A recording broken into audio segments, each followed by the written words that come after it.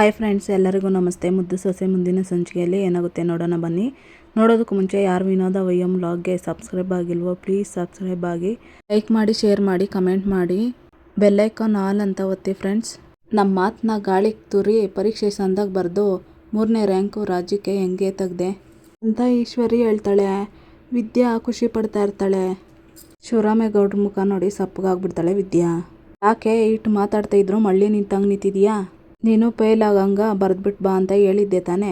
ಆದರೂ ನೀನು ಹೆಂಗೆ ಸಂದಾಗ ಬರದೆ ಅಂದರೆ ನಮ್ಮ ಮಾತು ಲೆಕ್ಕಕ್ಕಿಲ್ಲ ಅಂತ ಆಯಿತು ಅಂತ ಈಶ್ವರಿ ಹೇಳ್ತಾಳೆ. ಇಲ್ಲ ಚಿಕ್ಕತ್ತೆ, ನಾನೇನು ಸಂದಾಗ ಬರೀಲಿಲ್ಲ. ಆದ್ರೂ ಅಂತಾಳೆ ವಿದ್ಯಾ.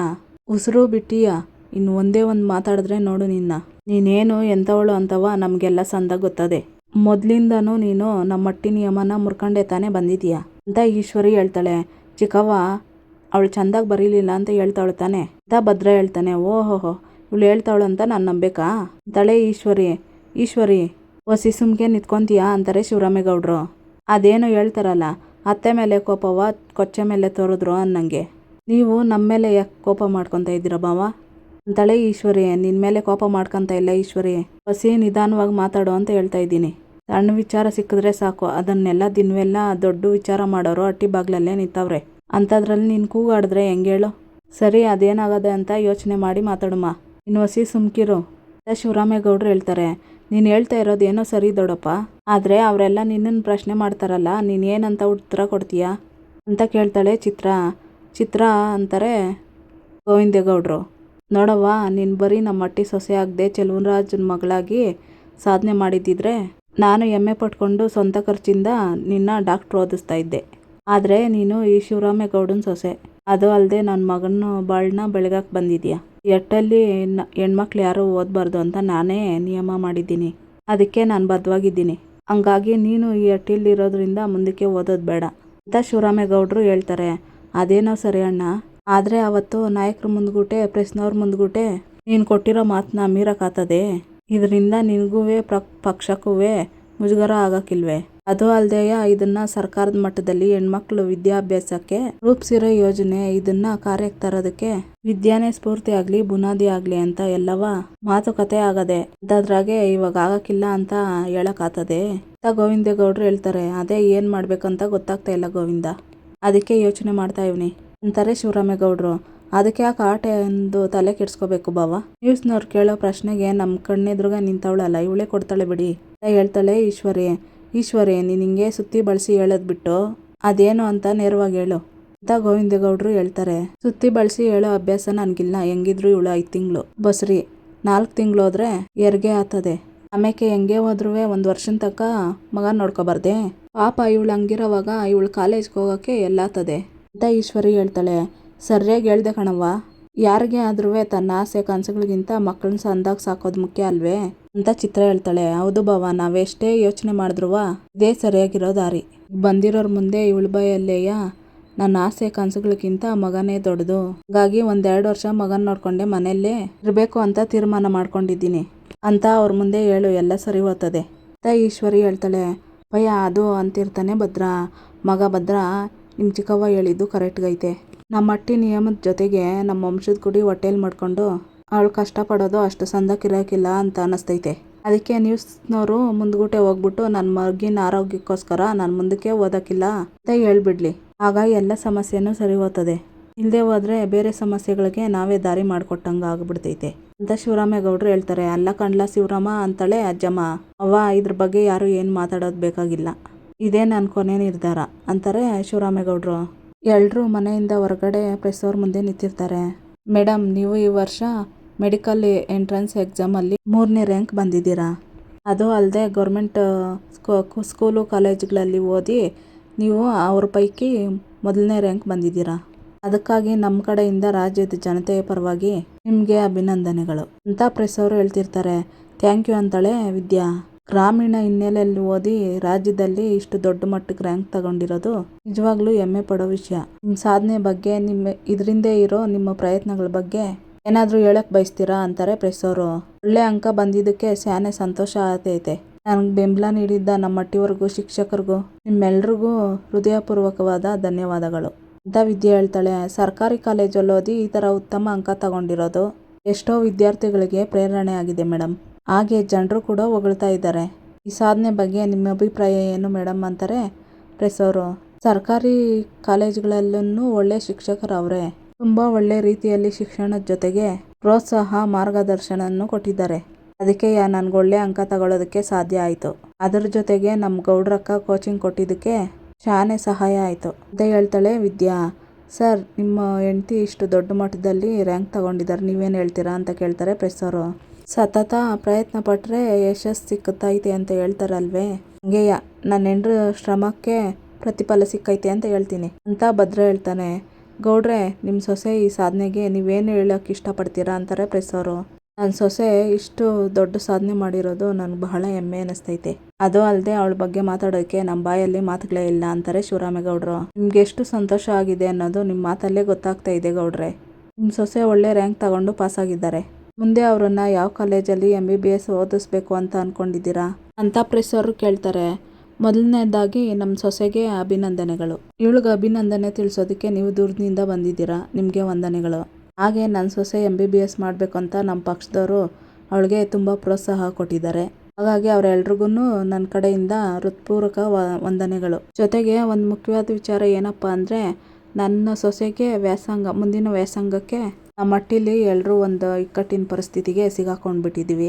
ಅದು ಏನು ಎತ್ತ ಅಂತ ನನ್ನ ಸೊಸೆನೇ ನಿಮ್ಗೂ ಮುಂದ್ಗೂಟೆ ಹೇಳ್ತಾಳೆ. ವಿದ್ಯಾ, ನೀನೇ ಮಾತಾಡ್ಬಿಡವ್ವ ಅಂತಾರೆ ಶಿವರಾಮೇಗೌಡರು. ಏನಾಯ್ತು ಮೇಡಮ್, ಮುಂದೆ ಏನು ಮಾಡಬೇಕು ಅಂತ ಅಂದ್ಕೊಂಡಿದ್ದೀರಾ ಅಂತ ಪ್ರೆಸ್ ಅವ್ರು ಕೇಳ್ತಾರೆ. ನಾನು ಸಂದಾಗ ಓದಿ ದೊಡ್ಡ ಡಾಕ್ಟ್ರು ಆಗಬೇಕು ಅನ್ನೋದು ನಮ್ಮ ಗೌಡ್ರ ಆಸೆ, ನಮ್ಮ ಮಾವಯ್ಯನ ಕನಸು, ಜೊತೆಗೆ ನಮ್ಮ ಹಟ್ಟಿಯವ್ರ ಒತ್ತಾಯ ಕೂಡ. ಆದರೆ ಈಗಿನ ಪರಿಸ್ಥಿತಿಯಲ್ಲಿ ನಾನು ಓದೋದು ಮುಂದುವರ್ಸೋದಕ್ಕೆ ಸಾಧ್ಯ ಇಲ್ಲ ಅಂತ ವಿದ್ಯೆ ಹೇಳ್ತಾಳೆ. ಏನು ಮೇಡಮ್ ಈ ರೀತಿ ಹೇಳ್ತಾ ಇದ್ದೀರಾ ಇವಾಗ ಅಂತಾರೆ ಪ್ರೆಸ್ ಅವರು. PUCನಲ್ಲಿ ಒಳ್ಳೆ ಮಾರ್ಕ್ಸ್ ತಗೊಂಡಿದ್ದೀರಾ, ರಾಜ್ಯಕ್ಕೆ 3ನೇ ರ್ಯಾಂಕ್ ಬಂದಿದ್ದೀರಾ, ಯಾವ ಕಾಲೇಜಲ್ಲಿ ಕೇಳಿದ್ರು ಸೀಟ್ ಸಿಗುತ್ತೆ, ಅಂಥದ್ರಲ್ಲಿ ಸಾಧ್ಯ ಆಗ್ತಿಲ್ಲ ಅಂತ ಯಾಕೆ ಕೇಳ್ತಾ ಇದ್ದೀರಾ? ಆಗಿರೋ ಪ್ರಾಬ್ಲಮ್ ಆದರೂ ಏನು ಮೇಡಮ್ ಅಂತಾರೆ ಪ್ರೆಸ್ ಅವರು. ಯಾವುದೋ ತೊಂದರೆಯಿಂದ ಮುಂದುವರ್ಸಕ್ಕೆ ಆಗ್ತಾ ಇಲ್ಲ ಅಂತ ಹೇಳ್ತಾ ಇಲ್ಲ, ಒಂದು ರೀತಿನಲ್ಲಿ ಸಂತೋಷದ ವಿಷಯದಿಂದ ಮುಂದುವರ್ಸಕ್ಕೆ ಆಗ್ತಾ ಇಲ್ಲ ಅಂತ ವಿದ್ಯೆ ಹೇಳ್ತಾಳೆ. ನಿಮ್ಮ ಮಾತು ಅರ್ಥ ಆಗಲಿಲ್ಲ ಅಂತಾರೆ ಪ್ರೆಸ್ ಅವರು. ಇವಾಗ ನಾನು 5 ತಿಂಗಳು ಗರ್ಭಿಣಿ, ಇನ್ನು 4 ತಿಂಗಳಲ್ಲಿ ನನಗೆ ಹೆರಿಗೆ ಅದೆ. ಓದು ಅನ್ನೋದು ನನ್ನ ಮತ್ತೆ ನಮ್ಮ ಹಟ್ಟಿಯವ್ರು ಎಲ್ರ ಕನಸು ಇರ್ಬೋದು, ಆದರೆ ನನ್ನ ಹೊಟ್ಟೆಯಲ್ಲಿರೋ ಮಗು ನನ್ನ ಜವಾಬ್ದಾರಿ ಅಲ್ವೇ, ಅದೇ ನನ್ನ ಮೊದಲನೇ ಆದ್ಯತೆ ಅಲ್ವೇ ಅಂತ ಹೇಳ್ತಾ ಈಶ್ವರಿ ಹೇಳಿದ್ದನ್ನು ನೆನೆಸ್ಕೊತಿರ್ತಾಳೆ ವಿದ್ಯಾ. ಅದಕ್ಕೆ ಇನ್ನೊಂದು 2 ವರ್ಷ ನನ್ನ ಮಗಿ ಜೊತೆನೇ ಇದ್ಕೊಂಡು ನೋಡ್ಕೋಬೇಕು ಅಂತ ತೀರ್ಮಾನ ಮಾಡಿವ್ನಿ ಅಂತ ವಿದ್ಯೆ ಹೇಳ್ತಾಳೆ. ಅಲ್ಲ ಸರ್, ಈ ವಿಚಾರದಲ್ಲಿ ನೀವೇನಾದ್ರು ಅಂತಾರೆ ಪ್ರೆಸ್ ಅವರು. ನನ್ನ ಸೊಸೆ ತಗೊಂಡಿರೋ ನಿರ್ಧಾರ ಸರಿಯಾಗದೆ, ಇದಕ್ಕೆ ನಮ್ಮೆಲ್ಲರೂ ಒಪ್ಪಿಗೆನೂ ಅದೇ. ಈ ವರ್ಷ ನನ್ನ ಸೊಸೆ ಓದೋಕ್ಕಾಗಕ್ಕಿಲ್ಲ, ಅದಕ್ಕೆ ನೀವೆಲ್ಲರೂ ಇಲ್ಲಿ ಗಂಟ ಬಂದಿದ್ದೀರಾ, ಬಹಳ ಸಂತೋಷ ಆಯಿತು. ನೀವು ಇನ್ನು ಹೋಗ್ಬಿಟ್ಟು ಬನ್ನಿ ಅಂತಾರೆ ಶಿವರಾಮೇಗೌಡರು. ಸರು ಅಲ್ಲಿಂದ ಹೊರಡ್ತಾರೆ, ಮನೆಯವರೆಲ್ಲರೂ ಅಲ್ಲಿಂದ ಹೊರಡ್ತಾರೆ. ಈ ವಿಚಾರದಾಗೆ ನನ್ಗೇನು ಹೇಳ್ಬೇಕು ಅಂತ ಅರ್ಥ ಆಗ್ತಾ ಇಲ್ಲ ಕಣಮ್ಮಿ ಅಂತ ಹೇಳಿ ಭದ್ರ ಅಲ್ಲಿಂದ ಹೊರಟೋಗ್ತಾನೆ. ವಿದ್ಯಾರ್ಥಿಗೆ ಸಾವಿತ್ರಿನೂ ವಿನಂತಿ ಬರ್ತಾರೆ. ಇವಾಗ ನಾನು 5 ತಿಂಗಳು ಗರ್ಭಿಣಿ, ಹಂಗಾಗಿ ಇನ್ನು ಮುಂದಕ್ಕೆ ಓದೋದಕ್ಕೆ ನನ್ನ ಕೈಲಿ ಸಾಧ್ಯ ಇಲ್ಲ ಅಂತ ಹೇಳಿ ನಗಾಡ್ಕೊಂಡು, ವಿನಂತಿ ಇದೇ ತಾನೇ ನೀನು ಹೇಳಿದ್ದು ಅಂತ ಹೇಳ್ತಾಳೆ.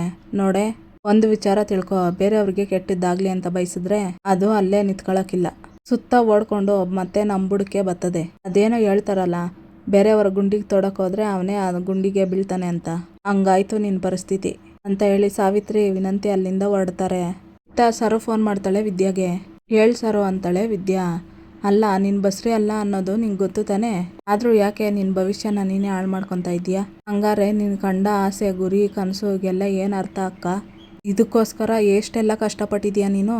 ಭಾವ ಎಷ್ಟು ಕಷ್ಟಪಟ್ಟು ನಿನ್ನ ಬೆನ್ನೆಲುಬಾಗಿ ನಿಂತಿದ್ರು ಅನ್ನೋದನ್ನ ಅರ್ಥೋಗ್ಬಿಟ್ಟಿದೀಯಾ? ಬೇಡ ಕಣೆ ಅಕ್ಕ, ಎಲ್ರಿಗೂ ಇಂಥ ಅವಕಾಶ ಸಿಗೋಕ್ಕಿಲ್ಲ, ಅದನ್ನು ನಿನ್ನ ಕೈಯಾರೆ ನೀನೇ ಹಾಳು ಮಾಡ್ಕೋಬೇಡ. ಇಲ್ಲದೇ ಇರೋ ಮಗುಗೋಸ್ಕರ ನಿನ್ನ ಕನಸನ್ನ ಬಲಿ ಅಂತ ಹೇಳ್ತಿರ್ತಾಳೆ ಸರೋ. ಅಲ್ಲಿಗೆ ವಿದ್ಯಾವರಪ್ಪ ಬಂದು ಸರೋ ಅಂತ ಫೋನ್ ಕಿತ್ಕೊತಾನೆ. ನಿನ್ಗೆ ಯಾರೇ ಫೋನ್ ಮಾಡೋಕ್ಕೆ ಹೇಳ್ದವರು? ಬಾಯಿ ಮೇಲೆ ಬರೆ ಹಾಕ್ಬಿಡ್ತೀನಿ ಅಷ್ಟೇ, ನಿಂದು ಬರೀ ಇದೇ ಕೆಲಸ ಆಗೋಯ್ತು, ನಿನ್ನ ಬರೀ ಅವ್ರಿವ್ರಿಗೆ ಎತ್ಕಟ್ಟೋದೇ ಆಗೋಯ್ತು ನಿಂದು ಅಂತ ವಿದ್ಯಾವರಪ್ಪ ಹೇಳ್ತಾರೆ. ಇಲ್ಲ ಕಣಪ್ಪ ಅಕ್ಕ, ನ್ಯೂಸ್ ನೋಡ್ತಾವ ಅಂತ ಹೇಳ್ತಾಳೆ ಸರೋ. ಸರೋ, ಅವಳು ಸರಿಯಾಗಿ ಹೇಳವಳೆ, ಅವಳ ಬದುಕು ಸರಿ ಹೋಗ್ಲಿ, ಸಂದಾಕಿರ್ಲಿ ಅಂತ ನಾವು ಹೇಳಿದ್ರೆ ನೀನು ನೋಡಿದ್ರೆ ಅವಳಿಗಿಲ್ದೇ ಇರೋದೆಲ್ಲ ತಲೆಗೆ ತುಂಬ್ತಾ ಇದೀಯಾ ಅಂತ ವಿದ್ಯಾವರಜ್ಜಿ ಹೇಳ್ತಾಳೆ.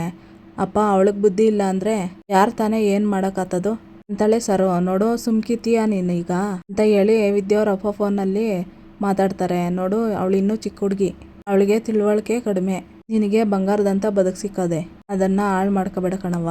ಆಸೆ ಕನಸಿಗಿಂತ ಬದುಕು ಮುಖ್ಯ, ಅದು ಸಂದಾಗಿದ್ರೆ ಹೆಣ್ಣಿಗೆ ಒಂದು ಬೆಲೆ ಕಣವ್ವ. ತಂದೆ ಆಗಿ ನಾನು ನಿನಗೆ ಇಟ್ಟು ಹೇಳ್ಬೋದು ನೋಡು ಅದೆಲ್ಲ ಮರೆತುಬಿಟ್ಟು ಮುಂದಿನ ಜೀವನ ನೋಡವ್ವ ಅಂತ ಹೇಳಿ ಮಡಗ್ತೀನಿ ಕಣವ್ವ ಅಂತೇಳಿ ಫೋನ್ ಕಟ್ ಮಾಡಿ ವಿದ್ಯಾವರಪ್ಪ ಇನ್ನೊಂದ್ಕಿತ ಏನಾದರೂ ಎತ್ಕಟ್ಟಕ್ಕೆ ನೋಡಿದ್ರೆ ಆಟೆಯ ಹೋಗೋ ಓದ್ಕೋ ಅಂತ ಬೈತಾರೆ ವಿದ್ಯಾವರಪ್ಪ. ಅಳ್ತಿರ್ತಾಳೆ ವಿದ್ಯಾಕ್ಕ ಸಮಾಧಾನ ಮಾಡ್ಕೊ, ಅಂದ್ಕೋಬೇಡ, ಇದೇನು ಅಂತೀಯಲ್ಲ ಒಂದು ಬ್ರೇಕು ಆಟೆಯ, ನಿನ್ಗಿನ್ನೂ ವಯಸ್ಸಾದೆ ಅನ್ಮ್ಯಾಕೆ ಈ ವರ್ಷ ಆಗಿಲ್ಲ ಅಂದ್ರೆ ಏನಂತೆ, ಮುಂದಿನ ವರ್ಷ ಸೇರ್ಕೊಳ್ಳೋದಕ್ಕೆ ಹೋಗುವಂತೆ. ನೋಡು ವಿದ್ಯಾಕ್ಕ, ನೀನು ಶಾನೆ ತಿಳಿದಿರೋಳು, ನಿನಗೆ ಬುದ್ಧಿ ಮಾತು ಹೇಳೋಕೆ ನನಗಿಲ್ಲ ಅಂತ ಅನ್ಕೊಂಡಿದ್ದೀನಿ. ಆದ್ರೂ ತಿಳಿದಿರೋ 2 ಮಾತು ಹೇಳ್ತೀನಿ. ಒಂದೇ ಒಂದು ಅವಕಾಶ ತಪ್ಪಿದ ತಕ್ಷಣ ಜೀವನನೇ ಮುಗ್ದೋಯ್ತು ಅಂತ ಅನ್ಕೊಂಡ್ರೆ ಆಗಕ್ಕಿಲ್ಲ. ಯಾವತ್ತಾದ್ರೂ ಒಂದು ದಿವಸ ದೊಡ್ಡ ಗೌಡ್ರು ಮನಸ್ಸು ಬದಲಾಗೇ ಆಗ್ತದೆ. ಅವ್ರು ನಿನ್ನ ಡಾಕ್ಟ್ರು ಓದೋಕ್ಕೆ ಕಳಿಸ್ತಾರೆ. ಅಲ್ಲಿ ಗಂಟ ನೀನು ತಾಳ್ಮೆಯಿಂದ ಇರಬೇಕು ಆಟೆಯ ಅಂತ ಚಂಪಾ ಹೇಳ್ತಾಳೆ. ಸಾಯಿಸ್ಬೇಕು ಅಂತ ಅನ್ಕೊಂಡಿದ್ದ ಕನಸನ್ನ ಜೀವಂತ ಮಾಡಬೇಕು ಅಂತವಾ ಪ್ರಯತ್ನ ಪಡಬೇಡ ಚಂಪಾ.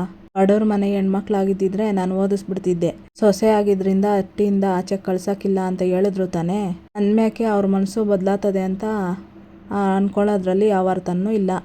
ಒಂದು ಮಾತಂತೂ ನಿಜ ಚಂಪಾ, ನಾನು ಚಂದಾಗಿ ಓದಿ ದೊಡ್ಡ ಡಾಕ್ಟ್ರಾಗಿ ಬಿಳಿ ಕೋಟು ಹಾಕ್ಕೊತೀನಿ ಅನ್ನೋದು ನೆನಪು ಅಷ್ಟೇಯ. ನನ್ನ ಭವಿಷ್ಯಕ್ಕೋಸ್ಕರ ಹೋರಾಡಿದ ಪ್ರತಿಯೊಂದು ಹೆಜ್ಜೆನೂ ವ್ಯರ್ಥ ಆಗೋಯ್ತು ಚಂಪಾ. ನನ್ನ ಜೀವನದಲ್ಲಿ ನಾನು ಬಂದಿರೋದು ಇಷ್ಟೇ ಅಂದ್ಮ್ಯಾಕೆ ಪಡ್ಕೊಳ್ಳೋದಕ್ಕೆ ಹೇಗೆ ಸಾಧ್ಯ ಚಂಪಾ ಅಂತ ಹೇಳ್ಕೊಂಡು ವಿದ್ಯಾ ಅಳ್ತಿರ್ತಾಳೆ. ಅಲ್ಲಿಗೆ ಸಾವಿತ್ರಿನೂ ವಿನಂತಿ ಬರ್ತಾರೆ. ವಿನಂತಿ ಒಂದಷ್ಟು ದೂರ ಓಡೋಗಿ ಅವ್ವ ಆ ವಿಷಯ ಗೊತ್ತೈತೆ ಅಂತ ಕೇಳ್ತಾಳೆ. ಏನೇ ಅಂತಾಳೆ ಸಾವಿತ್ರಿ. ಅದೇ ನಮ್ಮ ಮನೇಲಿ ಡಾಕ್ಟ್ರು ಓದ್ಬೇಕು ಅಂತ ಅನ್ಕೊಂಡಿದ್ಲಲ್ಲ ಅಂತ ವಿನಂತಿ ಹೇಳ್ತಾಳೆ. ಅದೇ ಕದ್ದು ಮುಚ್ಚಿ ಪರೀಕ್ಷೆ ಬರೆಯೋಕೋತಾ ಇದ್ಲಲ್ಲ ಅವಳ ತಳೆ ಸಾವಿತ್ರಿ. ಹ್ಞೂ ಅವಳನ್ನ ದೊಡ್ಡ ಮಾವ ಓದ್ಸಕ್ಕಿಲ್ಲ ಅಂತ ಅನ್ಬಿಟ್ರಂತೆ ಅಂತಾಳೆ ವಿನಂತಿ. ಅಯ್ಯಯ್ಯೋ ಹಂಗೇನೆ, ನನ್ಗೇನೋ ಹುಷಾರು ತಪ್ಪಿದ್ರೆ ಅವಳ ತಕ್ಕೆ ಹೋಗಿ ಸುಸ್ಕೋಬೇಕು ಅಂತ ಕನ್ಸ್ಕೊಂಡಿದ್ದೆ. ಕನ್ಸೆಲ್ಲ ಕನ್ಸಾಗೆ ಉಳ್ದೋಯ್ತು ತಳೆ ಸಾವಿತ್ರಿ. ನಿನ್ ಕನ್ಸಿರ್ಲಿ, ಇವಳು ಕನ್ಸಿಗೆ ಎಳ್ಳು ನೀರು ಬಿಟ್ಟಾಗೋಯ್ತು ದೊಡ್ಡ ಮಾವ ಅಂತ ವಿನಂತಿ ಹೇಳಿ ಗೇಲಿ ಮಾಡ್ತಿರ್ತಾರೆ ವಿನಂತಿ ಸಾವಿತ್ರಿ. ಇಲ್ಲಿಗೆ ಈ ಸಂಚಿಕೆ ಮುಕ್ತಾಯ ಆಗುತ್ತೆ. ಇನ್ನು ಯಾರು ವಿನೋದ ವೈಎಂ ವ್ಲಾಗ್ಗೆ ಸಬ್ಸ್ಕ್ರೈಬ್ ಆಗಿಲ್ವೋ ಪ್ಲೀಸ್ ಸಬ್ಸ್ಕ್ರೈಬ್ ಆಗಿ, ಲೈಕ್ ಮಾಡಿ, ಶೇರ್ ಮಾಡಿ, ಕಮೆಂಟ್ ಮಾಡಿ, ಬೆಲ್ಲೈಕಾನ್ ಆಲ್ ಅಂತ ಒತ್ತಿ ಫ್ರೆಂಡ್ಸ್. ಈ ವಿಡಿಯೋ ನೋಡಿದ್ದಕ್ಕಾಗಿ ಎಲ್ಲರಿಗೂ ಧನ್ಯವಾದಗಳು.